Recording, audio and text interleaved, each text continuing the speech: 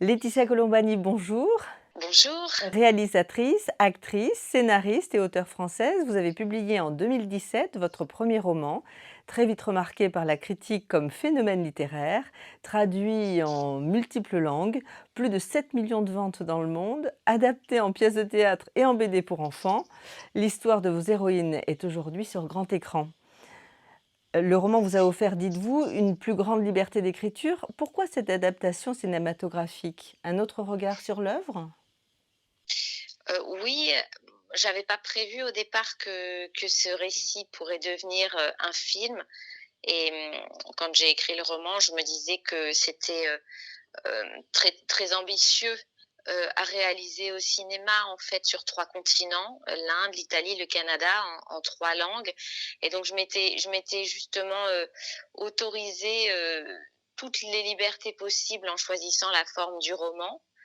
Et puis, lorsque le roman a été publié, ce sont des producteurs qui m'ont contactée et qui m'ont dit: «Mais il faut en faire un film, il faut l'adapter» et au départ, j'ai douté de cette faisabilité pour ces raisons-là.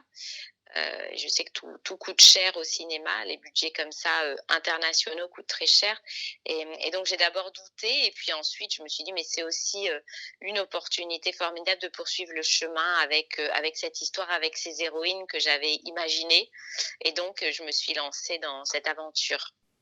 La polyphonie narrative, 3 brins, 3 personnalités, 3 histoires, 3 civilisations, 3 continents, comme vous l'évoquiez, heu, de ces femmes au destin croisé, une certaine vision cosmopolite de la condition de la femme? Oui, c'était mon intention de départ, hein. C'était vraiment parler des femmes, parler de la condition de la femme aujourd'hui, dans notre monde, actuel, à travers des portraits très différents, des sociétés très différentes. J'ai choisi justement l'Inde, l'Italie, le Canada parce qu'il me semblait que dans ces 3 cultures, la position de la femme, était bien différente. Et je voulais aussi montrer à travers ces trajets parallèles que finalement, qu'on soit né intouchable en Inde ou qu'on soit une grande avocate canadienne, on est encore aujourd'hui face à des grandes inégalités entre les hommes et les femmes ont à relever des défis, des combats titanesques, parfois très visibles, parfois très invisibles. Mais c'était une intention de ma part de raconter ce que c'est que d'être une femme dans le monde d'aujourd'hui et les espoirs, les combats qui sont ceux des femmes aujourd'hui. Les femmes sont-elles toutes des amazones?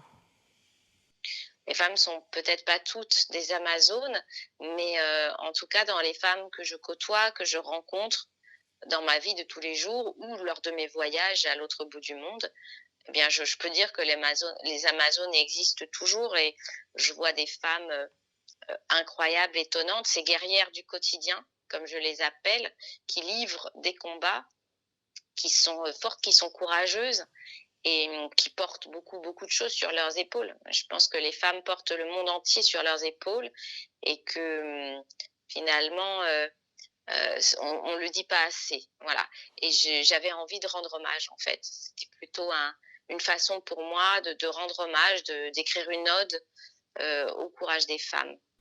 L'adaptation au cinéma vous a-t-elle demandé de repenser le roman? Oui, j'ai repensé le roman, bien sûr, tout en gardant ce qui me semblait, essentiel, à savoir la structure, les 3 brins tressés, à savoir aussi, les 3 continents, les 3 personnages qui sont vraiment dans le film très, très fidèles aux personnages du roman. J'avais, l'essentiel, les éléments essentiels, je les avais bien en tête puisque j'avais passé 2 ans à écrire le roman. Donc c'était très, très frais. Quand j'ai adapté, mon livre, je venais de terminer d'écrire, donc tout était très frais, dans ma tête. Après, bien sûr que l'adaptation nécessite de faire des choix. On peut pas tout montrer, en tout cas, il faut traduire, transcrire, et notamment sur la partie canadienne et la partie italienne. Ce sont les 2 parties sur lesquelles j'ai eu le plus de travail d'adaptation. Mais j'ai le sentiment d'être restée très, très proche de mon récit, très proche de mon intention initiale, en tout cas. Ça, c'était le plus important pour moi. Difficile de faire des choix, justement. Oui, mais finalement, là, ça n'a pas été si difficile. J'avais eu l'occasion de travailler sur, des romans, que je n'avais pas écrit, hein, en tant que scénariste. Et là, c'était difficile parce que j'avais peur de trahir. Je me demandais toujours, est-ce que je prends la bonne décision? Est-ce que l'auteur a bien voulu dire ça? Est-ce que je suis sur la bonne voie? Là, j'avais pas ce souci-là. Je connaissais mon histoire et ses enjeux. Donc, il y a eu des choix à faire, mais qui n'ont pas été douloureux, qui n'ont pas été difficiles, qui ont été assez évidents pour moi. Qu'est-ce que ça fait de rencontrer ces personnages? Ça, c'est la magie du cinéma et la partie, la plus excitante, je dirais, dans le métier de réalisatrice. C'est d'un seul coup cette incarnation que tout s'incarne. On a dans la tête un personnage, on a vécu avec, on l'a imaginé, conçu, et puis d'un seul coup, clac, il y a une comédienne qui débarque et qui l'incarne, qui est l'expression vivante de ce personnage, et ça c'est merveilleux, c'est magique, c'est galvanisant, il y a aussi la personnification des lieux, quand on trouve les décors, les costumes, le jour où le comédien, la comédienne enfile son costume, se coiffe et devient complètement ce personnage que vous avez imaginé. Ça, c'est ce qui me donne envie de continuer à faire des films. C'est cette magie-là du cinéma, c'est ce qui me transporte le plus en tant que réalisatrice. Vous pouvez nous dire 2 mots du casting? Oui, le casting, on l'a choisi sur les 3 continents. On a organisé un grand casting avec des directeurs de casting en Inde, en Italie, au Canada et en France, ici avec moi. On a vraiment voilà, cherché, moi j'ai cherché, pas des têtes d'affiche, pas des têtes connues, mais vraiment, j'ai cherché mes héroïnes, mes personnages, les comédiennes qui correspondaient le mieux à l'incarnation de mes personnages. Je ne savais pas forcément à quoi elles devaient ressembler physiquement. Je ne suis pas très attachée à l'aspect physique, en fait, mais je savais exactement ce qu'elles devaient dégager comme énergie. Et chacune des 3, et ça a été vraiment des coups de cœur, vraiment des grands, grands coups de cœur, des évidences. J'ai pas eu de mal à les choisir, pas eu de difficulté, parce que je les ai reconnus quelque part. J'ai reconnu Smita, Julia, Sarah, Lalita. Je les ai reconnus dans les comédiennes que j'ai rencontrées. La petite Lalita n'est pas comédienne à la base?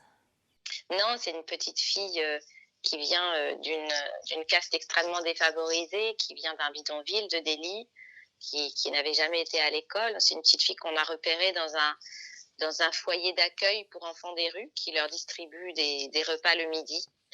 Et elle venait chercher à manger comme ça tous les midis dans cet endroit-là. Et c'est une petite qu'on a trouvée extraordinaire, en fait, qui nous a bouleversés, qui est intense, qui est lumineuse, bien qu'elle ait vécu des choses très difficiles.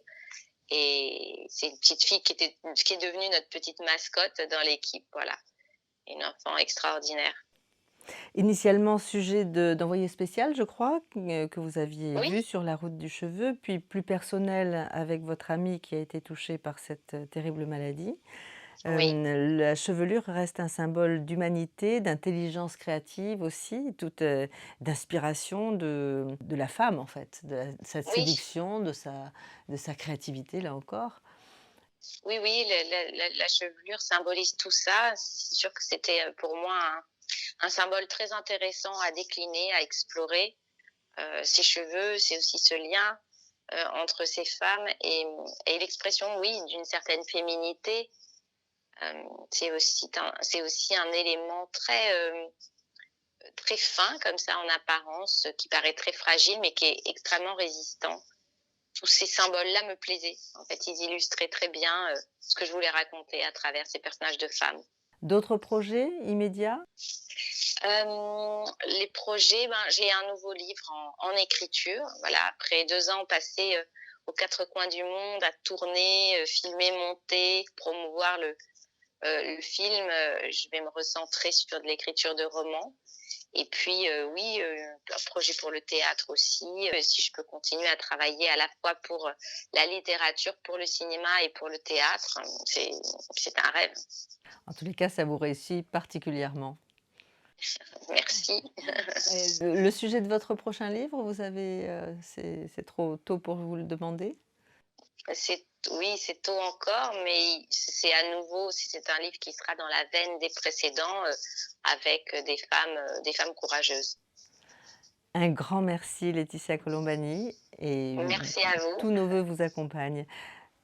Merci. Cette interview sera diffusée dans le cadre du Ciné Lecture qui aura lieu, samedi prochain au cinéma du Canet.